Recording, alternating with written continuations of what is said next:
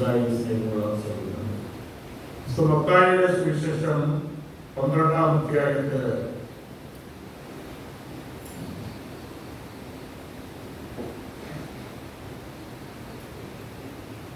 ശിശുക്കൾക്ക് വെളിപ്പെടുത്തി ഇക്കാര്യങ്ങൾ ദൈവികമായ രഹസ്യങ്ങൾ ബുദ്ധിമാന്മാരുടെ നിന്നും മറച്ച് ശിശുക്കൾക്ക് വെളിപ്പെടുത്തുന്നതിനായി ഞാൻ നിന്നെ ശ്രമിക്കുന്നു.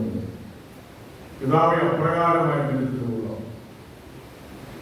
ഇപ്പോൾ ദൈവികമായ രഹസ്യങ്ങൾ ബുദ്ധിമാന്മാരുപരിയായിട്ട് സാധാരണക്കാരായ മനുഷ്യർക്ക്, അപ്പോസ്തലന്മാരൊക്കെ സാധാരണക്കാരായ മനുഷ്യർക്കാണ് അവർക്കാണ് വെളിപ്പെടുത്തുക കാര്യങ്ങളെ പറയുന്നത്. രണ്ടാമതായിട്ട് പറയുന്നത് അധ്വാനിക്കുന്ന ഒരു ഭാരതീയ നിങ്ങളെല്ലാവരും ഇടയ്ക്ക് ഞാൻ നിങ്ങളെ ആശ്വസിപ്പിക്കുകയാണ്. എക്കാലത്തും മനുഷ്യൻ ജീവിതം നിലനിർത്താൻ വേണ്ടി, ജീവിക്കാൻ വേണ്ടിയിട്ട് അധ്വാനിക്കുന്നവരാണ്. അധ്വാനിക്കുന്ന മനുഷ്യർക്ക്, ക്ലേശിക്കുന്ന മനുഷ്യർക്ക്, ജീവിതവുമായിട്ട് മല്ലിടുന്ന മനുഷ്യർക്ക് ആശ്വാസം പകർന്നു തരുന്ന യേശു പറയുകയാണ്. എപ്പോൾ ആശ്വാസം കിട്ടുക? യേശുവിന്റെ സന്നിധിയിലേക്ക് നൽകുന്നത്. ഈ ആശ്വാസം ലഭിക്കേണ്ടത് പ്രാർത്ഥന വഴിയാണ്. ഈ പ്രാർത്ഥന എന്ന് പറഞ്ഞാല് നമ്മുടെ ഹൃദയങ്ങളെയും മനസ്സിനെയൊക്കെ ദൈവസന്നിധിയിലേക്ക് ഉയർത്തുന്നതാണ് പ്രാർത്ഥന എന്ന് പറയുന്നത്. പ്രാർത്ഥന പല വിധത്തിലുണ്ട് നമുക്കറിയാം. നമ്മള് ധ്യാനമുണ്ട്. ധ്യാനിക്കുക എന്ന് പറഞ്ഞു കഴിഞ്ഞാല് ദേവാലയത്തിലെ ദിവസം നിശബ്ദമായിട്ട് പ്രാർത്ഥിക്കുക, നമ്മുടെ കാര്യങ്ങൾക്ക് ദൈവസന്നിധിയിൽ അറിയിച്ചുകൊണ്ട് ഈ ദൈവത്തോടുകൂടി ആയിരിക്കുക. പ്രാർത്ഥന ചുരുക്കത്തിൽ പറഞ്ഞാൽ ദൈവത്തോടുകൂടി ആയിരിക്കുക, നമ്മുടെ മനസ്സുകളിലേക്ക് ദൈവസന്നിധിയിലേക്ക് ഉയർത്തുക, മനസ്സുകൊണ്ട് ഹൃദയം കൊണ്ട് പ്രാർത്ഥിച്ചുകൊണ്ടിരിക്കുക. അതാണ് സാധാരണ പ്രാർത്ഥനയെ പറ്റി പറയുന്നത്. ഈ പ്രാർത്ഥന 3-4 വിധത്തിൽ പ്രാർത്ഥനയെ പറ്റി വിശദീകരിക്കാറുണ്ട്. ഒന്ന്, ഏറ്റവും നല്ലതായ പ്രാർത്ഥന ദൈവത്തെ സ്തുതിക്കുക എന്നുള്ളതാണ്. രണ്ടാമതായിട്ട് നമ്മള് ദൈവത്തോട് യാചിക്കുന്നുണ്ട്. നമ്മുടെ ജീവിതത്തിൽ സ്വർഗസ്ഥനായ പിതാവേ എന്ന പ്രാർത്ഥനയിൽ നമ്മൾ യാചിക്കുക. അന്നൊന്നും തന്നെ ആഹാരം ഞങ്ങളുടെ കടക്കാരോട് നിങ്ങൾ ക്ഷമിച്ചിരിക്കുന്നത് പോലെ ഞങ്ങളുടെ കടങ്ങളും പാപങ്ങളും ഞങ്ങളോട് ക്ഷമിക്കുന്നത്. അതെല്ലാം യാചനയാണ്. ദൈവത്തെ മഹത്വപ്പെടുത്തുക, പരിഹാരം ചെയ്തൊക്കെ പരിഹാരം പ്രകടനങ്ങൾ ചെയ്യുന്നത് ഒരു പരിഹാരമാണ്.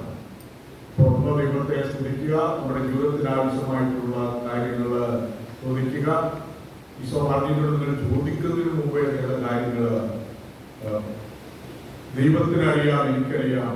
പിതാവായ ദൈവം മനുഷ്യന്റെ നന്മ ആചരിക്കുന്നത്, മനുഷ്യന്റെ നന്മ നൽകും, പ്രാർത്ഥിക്കുന്ന ആരെയും ഉപേക്ഷിക്കുകയില്ല എന്നുള്ള കാര്യങ്ങളൊക്കെ വചനങ്ങളിലൂടെ വ്യക്തമാണ്. ഇനി ജപമാല പ്രാർത്ഥന ഒരു വാചിക പ്രാർത്ഥനയാണ്. എല്ലാവരും ധ്യാനത്തിന്റെ മഹോന്നതങ്ങളിൽ എത്തിയിരിക്കുന്ന ആളുകളെ ചുരുക്കമാണ്. വിശുദ്ധ യോഹന്നാനും നമ്മളിപ്പോൾ തിരുനാള് മാഹിയിലായിരിക്കുന്ന മാഹിമാതാവ് അമ്മ ത്രേസ്യ, ഇവരെയൊക്കെ പ്രാർത്ഥനയുടെ ഉന്നതങ്ങളിൽ എത്തിയവരാണ്. വിശുദ്ധ യോഹന്നാനെ പറ്റി പറയുന്നത് പ്രാർത്ഥിച്ചുകൊണ്ടിരുന്നപ്പോൾ തന്നെ ഉയർന്ന മേലോട്ട് പോകായിരുന്നു. പരിസ്ഥിതിയെല്ലാം മറന്ന് തന്നെ വായുവില്, അങ്ങനെയുള്ള വിശുദ്ധരുണ്ട്. വിശുദ്ധ യോഹന്നാനും മറ്റേ വിശുദ്ധ പറയുന്നത് പ്രാർത്ഥിച്ചുകൊണ്ടിരിക്കുമ്പോൾ ദൈവത്തിൽ ജയിച്ചു ചേർന്നതുകൊണ്ട് അവർ ഉയർന്നു പോകുന്ന ന്യൂനാരിക്കുള്ളതെന്ന് അറിയില്ല. ഇത് അങ്ങനെയുള്ള ആളുകൾ കൊണ്ട് വിശുദ്ധരായിട്ടുള്ള നമുക്ക് ലിമിറ്റ് ചെയ്യാനായിട്ട് കഴിയില്ല. അതിന് ലിമിറ്റ് എന്ന് പറയും. മുകളിലേക്ക് പ്രകൃതി നിയമത്തിന് അതീതമായിട്ട് മുകളിലേക്ക് ഉയർന്ന് പ്രാർത്ഥനയിൽ ജയിച്ച് ഇരിക്കുന്ന അങ്ങനെയുള്ള വിശുദ്ധരുടെ ജീവചരിത്രങ്ങൾ നമ്മൾ വായിക്കാറ്. ഇനി ജപമാല വാചിക പ്രാർത്ഥനയാണ് ഞാൻ പറഞ്ഞത്.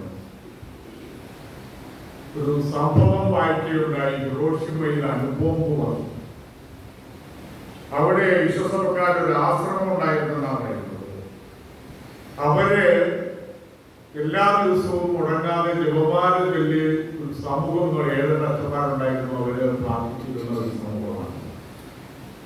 അവർക്ക് പ്രത്യേക അനുഭവം വീണപ്പോൾ അതിന്റെ ഏരിയയിലാണ് അനുഭവം. ഒരു സമീപപ്രദേശത്ത് താമസിക്കുന്നവരാണെങ്കിലും ഇവർക്ക് സംരക്ഷണം കിട്ടുന്നത് ആപത്തൊന്നും സംഭവിച്ചില്ല, അപകടം ഉണ്ടായില്ല. മാതാവിന്റെ പ്രത്യേകമായി സംരക്ഷണം കിട്ടി. അവരുടെ സുപ്പീരിയറായിരുന്ന ഫാദർ ഹെർബർട്ട്, അങ്ങനെ എല്ലാം കൂടി 8 വൈദ്യരുണ്ടായിരുന്നു. അവർക്ക് അതൊന്നും വന്നില്ല. ജനകവും ഉപ്പിന്ന് കെടുതിയിലായിരുന്നവരെ ശുശ്രൂഷിക്കാനും അവരെ എടുക്കാനും ഒക്കെ ഇവര് പ്രവർത്തനം നടത്തുകയുണ്ടായി. കാരണം ഇവരുടെ ആശ്രമവും അതുപോലെ ഈ വൈദ്യരും സംരക്ഷിക്കപ്പെട്ടു എന്ന് വായിക്കുകയുണ്ടായി. ഈ ജപമാല വിശുദ്ധ ഗ്രന്ഥത്തിലെ പ്രാർത്ഥനയാണ് ജപമാല എന്ന് പറഞ്ഞാൽ. ഒന്ന് സ്വർഗസ്ഥനായിട്ടുള്ള ശിശുമാർ പറഞ്ഞാൽ പ്രാർത്ഥിക്കാൻ പഠിക്കണമെന്ന് പറഞ്ഞു. അപ്പൊ അങ്ങനെ പറഞ്ഞപ്പോൾ അവരെ പഠിപ്പിച്ച പ്രാർത്ഥനയാണ് സ്വർഗസ്ഥനായ ഞങ്ങളുടെ പിതാവേ അങ്ങയുടെ നാമം പൂജിതമാകണമേ ഞങ്ങളുടെ രാജ്യം വരണം. ഈ സ്വർഗരാജ്യം എന്ന് പറഞ്ഞാൽ ദൈവത്തിന്റെ തിരികിതം ആകാശത്തിലെ പോലെ ഭൂമിയിലുമാകുന്നതാണ് ദൈവരാജ്യം എന്ന് പറയുന്നത്. ദൈവരാജ്യം വരിക എന്ന് പറഞ്ഞാൽ ദൈവത്തിന്റെ തിരികിതം ആകാശത്തിലെ പോലെ ഭൂമിയിലും മനുഷ്യരുടെ ജീവിതത്തിലും ആകുക എന്നുള്ളതാണ്. ഈ ജപമാല ഭക്തിക്ക് 1914 ഡൊമിനിക്കിന് മാതാവിന്റെ കൃപയുണ്ടായി, മാതാവിന്റെ പ്രത്യക്ഷീകരണം ഉണ്ടായി എന്നാണ് ചരിത്രത്തിൽ പറയുന്നത്. അങ്ങനെയാണ് ജപമാല ഭക്തിയുടെ ആരംഭം. അതുപോലെ വിശുദ്ധ ആൽബർട്ട് ഗ്രേറ്റ് ജപമാലയുടെ ഭക്തനായി. അദ്ദേഹം വലിയ പണ്ഡിതനായിരുന്നു വിശുദ്ധ ആൽബർട്ട്. പിന്നെ Saint Alan de Rock Dominican വൈദികനായിരുന്നു. 151 മണി രൂപം 150 മണി ജപം ആരംഭിച്ചത് അദ്ദേഹമാണ്. 15 രഹസ്യങ്ങളാണ് നമുക്കായിരുന്നു. പിന്നെ അത് 20 രഹസ്യങ്ങളാക്കി മാറ്റി. നമുക്കറിയാം ജോൺ പോൾ രണ്ടാമത് മാർപ്പാപ്പയാണ് 2002 അദ്ദേഹം പ്രകാശത്തിന്റെ 5 രഹസ്യങ്ങൾ കൂടി ചേർത്തു. അങ്ങനെയാണ് 20 രഹസ്യങ്ങൾ. അദ്ദേഹം മാർപ്പാപ്പ പറയുന്നത് മാതാവിനോട് ചേർന്ന് രക്ഷകനായ യേശുവിന്റെ മുഖം ധ്യാനിക്കുക. അതാണ് ജപമാല എന്നാണ് മാർപ്പാപ്പ പറയുന്നത്. ആദ്യമായി ദർശനം വഴി ഒരു പ്രാർത്ഥന കൂടി കൂട്ടിച്ചേർത്തു. ഓയന്റെ ഈശോ എന്നുള്ള പ്രാർത്ഥന അതിശയം കൂട്ടിച്ചേർത്തതാണ്. ഈ ലേവ മാർപ്പാപ്പ കുറെ ചാക്രിലേഖനങ്ങൾ ജപമാലത്തെ പറ്റി എഴുതുകയുണ്ടായി. അനുദിനം ഭവനങ്ങളിൽ ജപമാല ചൊല്ലണമെന്നാണ്. നീ എങ്ങനെയാണ് ചൊല്ലേണ്ടതെന്നുള്ളതാണ്. നമ്മൾ അശ്രദ്ധരായിട്ടല്ല, കുടുംബാക്കളെല്ലാവരും ഒരു മുറിയിലിരിക്കുക, ഓരോ മുറിയിലേക്ക് ഇരുന്നോ ഉറങ്ങുകയല്ല. ഒരു പിള്ളേരെ എല്ലാം ഒന്നിച്ചിരുത്തി എല്ലാവരും കൂടെ ചില കുടുംബനാഥന്മാര് വീടുകളിൽ ജോലികളുണ്ടോ അല്ലെങ്കിൽ മദ്യപാനം കൊണ്ടോ ഒക്കെ സമയത്ത് എല്ലാത്തവരും ജപമാലയിൽ പങ്കെടുക്കാത്തവരും ഒക്കെ ഉണ്ട് എന്നുള്ളത് നമുക്കറിയാവുന്ന കാര്യം. ഒന്ന് അവർ വരുമ്പോൾ താമസമാകുന്നു, ഇല്ലെങ്കിൽ അവർക്ക് അതിനോട് താല്പര്യമില്ല. മദ്യപാനികളാണ് പ്രതിപിച്ച് കഴിയുമ്പോഴത്തേനും പ്രാർത്ഥന തോന്നുകയില്ല. ചിലർക്ക് പാട്ടുപാടാൻ തോന്നുന്നു. അങ്ങനെയൊക്കെയുള്ള സാഹചര്യങ്ങളുണ്ട്. ഏതായാലും ജപമാല വീടുകളിൽ ഉണ്ടായിരിക്കണം. ഒന്നിച്ച് പ്രാർത്ഥിക്കുന്ന ഈ കുടുംബത്തിന്റെ തകർച്ചയുടെ ആരംഭത്തിലൂടെ പ്രാർത്ഥിക്കുന്നില്ല, ഒന്നിച്ചു നിൽക്കുന്നില്ല, ക്ഷമിക്കുന്നില്ല, വിട്ടുവീഴ്ചയില്ല എന്നുള്ള ഒരു കഴിവ് കിട്ടേണ്ടത് പ്രാർത്ഥനയിൽ നിന്നാണ്. ചെറുതാകാനായിട്ട് എളിമയും ശാന്തതയുമുള്ള ഈശോയെ ധ്യാനിച്ചുകൊണ്ട് വിനയത്തോടും എളിമയോടും കൂടി പെരുമാറുകയും മറ്റുള്ള വ്യക്തികളെ അംഗീകരിക്കുകയും സ്നേഹിക്കുകയും ചെയ്യുമ്പോൾ കുടുംബത്തിലെ പ്രതിസന്ധികളെ അതിജീവിക്കാനായിട്ട് പറ്റും. എങ്കിൽ ആരാണ് വിടുതെന്ന് ചിന്തിച്ചുകൊണ്ട് പരസ്പരം കുറ്റങ്ങൾ ആരോപിച്ചുകൊണ്ട് വഴക്കിട്ടുകൊണ്ട് ഇങ്ങനെ തല്ലിപ്പിടിക്കുന്ന കുടുംബങ്ങളുടെ എണ്ണം വർദ്ധിച്ചു വരികയാണ്. ഒരു കുടുംബം 2 വ്യക്തികൾ ഒന്നിച്ച് കൂട്ടായ്മയിൽ 2 കുടുംബങ്ങളിൽ നിന്ന് വളർന്നു വന്നവരാണ്. പിന്നെയാണ് ഒരു കുടുംബത്തിന് വിവാഹം വഴിയായിട്ട് രൂപം നൽകുന്നത്. ആ കുടുംബത്തിന്റെ കൂട്ടായ്മ ജീവിതകാലം മുഴുവനും നിലനിർത്താൻ ദമ്പതികൾക്ക് 2 പേർക്കും കഴിയണം. അതിനുള്ള ശ്രമം ഉണ്ടാകണം. ഓരോ ദിവസത്തെ വിലയിരുത്തിക്കൊണ്ട് ജപമാല കൊല്ലി തീർക്കുക മാത്രമല്ല, ജപമാല ചെയ്യുമ്പോൾ തങ്ങളുടെ പ്രവർത്തന രീതികള്, ജീവിതപങ്കാളികളുടെ പെരുമാറ്റം, മക്കളുടെ പെരുമാറ്റമൊക്കെ ശരിയാണോ, ഇതിൽ വ്യത്യാസം വരുത്തണോ, എങ്ങനെയാണ് ജീവിക്കേണ്ടത് എന്നതിനെപ്പറ്റി ചിന്തിച്ചുകൊണ്ട് നല്ല സത്ചിന്തകൾ രൂപവൽക്കരിക്കാനായിട്ട് ദമ്പതികൾക്ക് കഴിയണം. അങ്ങനെയുള്ള കുടുംബത്തില് പ്രതിസന്ധികൾ വന്നാലും അവർ പിടിച്ചു നിൽക്കും, അവസാനം വരികയും നിലനിൽക്കുകയും ചെയ്യും.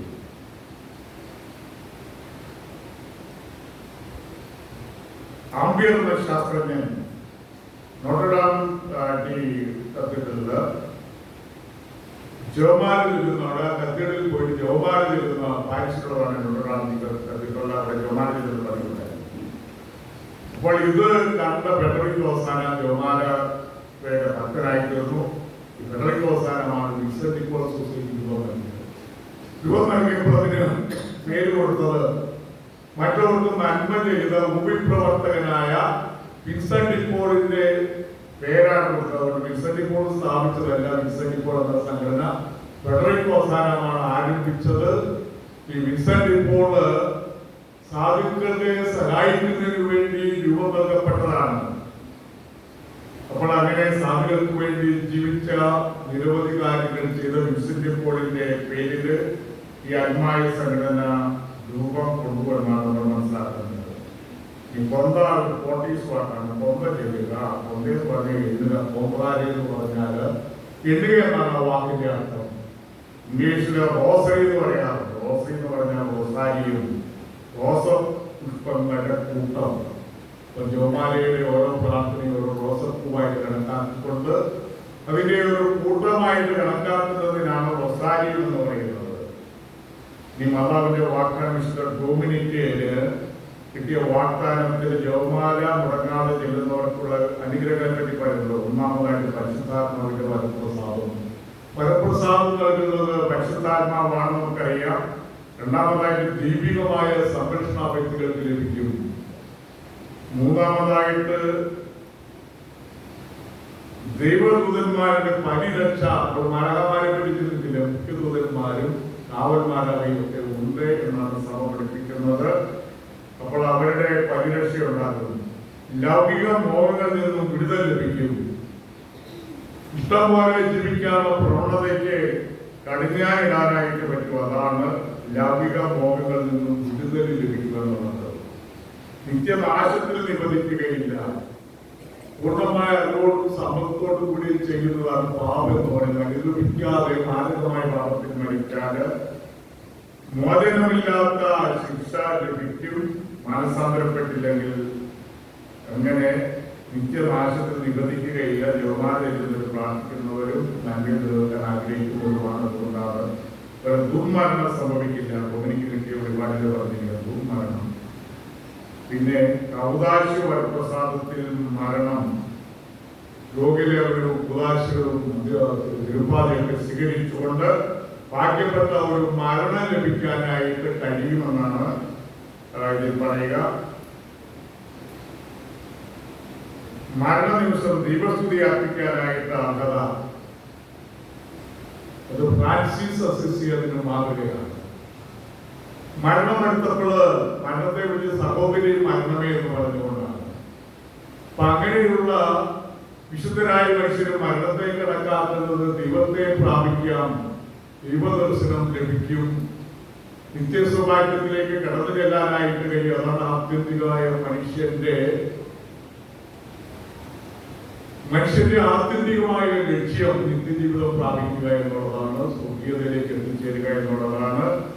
അത് ഭയമില്ലാതെ മരണത്തെ പ്രാപിക്കാനായിട്ട് കഴിയും. പ്രസന്നതയോടുകൂടി മരിച്ച വ്യക്തികളുണ്ട്. അതാണ് ദൈവസ്തുതികൾ പാടിക്കൊണ്ട് പണ്ട് കാലത്ത് ഈശോ മറിയ ഔസേപ്പെ എന്നൊക്കെ ചൊല്ലിക്കൊടുക്കൊണ്ട് വീട്ടുകാരുടെ ആ പ്രാർത്ഥനാന്തരീക്ഷത്തിലാ മരിച്ചിരുന്ന ആളുകള് ഇന്ന് മെഡിക്കൽ ശാസ്ത്രം പുരോഗമിച്ചപ്പോൾ രക്ഷപ്പെടുകയില്ലെന്നോ ഉറപ്പുള്ള ആളുകളെ പോലും ഇന്ത്യയിൽ ആരും കാണാതെ അവിടെ മരിച്ചു കഴിയുമ്പോൾ മരിക്കാൻ ആത്മാർത്ഥിക്ക് കാണിക്കും. എഴുതുള്ളത് കൊണ്ട് 10-12 ദിവസമൊക്കെ അതിന് 2 ദിവസം വേണ്ടിയുള്ള മരിക്കാതെ അങ്ങനെയൊക്കെ ആളുകളെയും ബന്ധുക്രാളുകളെയും കാണാതെ ഈശോമറിയ ഔസേപ്പ് പ്രാർത്ഥനയൊന്നും ചെല്ലാതെ ആണ് മരിക്കുന്നത്. ഇപ്പൊ മാരകമായ രോഗമുണ്ടെങ്കിൽ ആ വ്യക്തി ക്യാൻസറാണ് അറിയിക്കാതിരിക്കേണ്ട കാര്യമില്ല. സാവകാശ ഡോക്ടറെ കൊണ്ടൊക്കെ പറയുക രോഗമാണ്, സാരമില്ല, അങ്ങനെയൊക്കെ പറഞ്ഞ് ആ വ്യക്തിയെ ഒഴുക്കി മരണത്തിന് തയ്യാറാകാനായിട്ട് പ്രതീക്ഷിക്കുക. ആ വ്യക്തി ഇത് അറിഞ്ഞതുകൊണ്ട് മരിക്കണമെന്നൊന്നുമില്ല. അപ്പോൾ ആത്മീയമായിട്ടൊരു തയ്യാറെടുപ്പിന് വല്ല ഗുരുതരമായ രോഗാവസ്ഥയാണ്, ബാക്കി ചികിത്സയൊന്നുമില്ലെങ്കിൽ വീടിന്റെ അടുത്തുള്ള ഒരു ആശുപത്രിയിലോ വീട്ടിലോ കൊണ്ടുവന്ന് അത്യാവശ്യമുള്ള നഴ്സിംഗ് പരിചരണമൊക്കെ കൊടുത്ത് ശാന്തമായിട്ട് പ്രാർത്ഥനാന്തരീക്ഷത്തിൽ മരിക്കാനായിട്ട് സഹായിക്കുകയാണ് നമുക്ക് ഒരു വ്യക്തിയോട് ചെയ്യാവുന്ന ഏറ്റവും പ്രധാനപ്പെട്ട കാര്യം. ഈ കുടലുകളും മുഖ്യമായും ഒക്കെ ഇട്ട് ശല്യപ്പെടുത്തേണ്ട എന്ന് പറയുന്ന ആളെ കണ്ടിട്ടുണ്ട്. ഞാൻ ഇതൊരു ദേവാലയത്തിൽ വേദവാദ മാസ്റ്ററുടെ ആത്മ പുള്ളി ഇങ്ങനെ ആശുപത്രിയിലൊക്കെ പുള്ളി പറഞ്ഞ് ആദ്യം കുടലിലൂടെണ്ട എനിക്ക് വീട്ടിലേക്ക് പോയാൽ മതി. 2-3 ദിവസം അവിടെ ഞാൻ ജോലിയാവാൻ ചെന്ന് കൊടുത്തു. അങ്ങനെ ശാന്തമായിട്ട് മനുഷ്യൻ 2-3 ദിവസത്തിൽ മരിക്കായി പുള്ളി പറഞ്ഞ ആശുപത്രിയിൽ രക്ഷയില്ലെന്നാണ് എനിക്ക് മനസ്സിലായില്ല.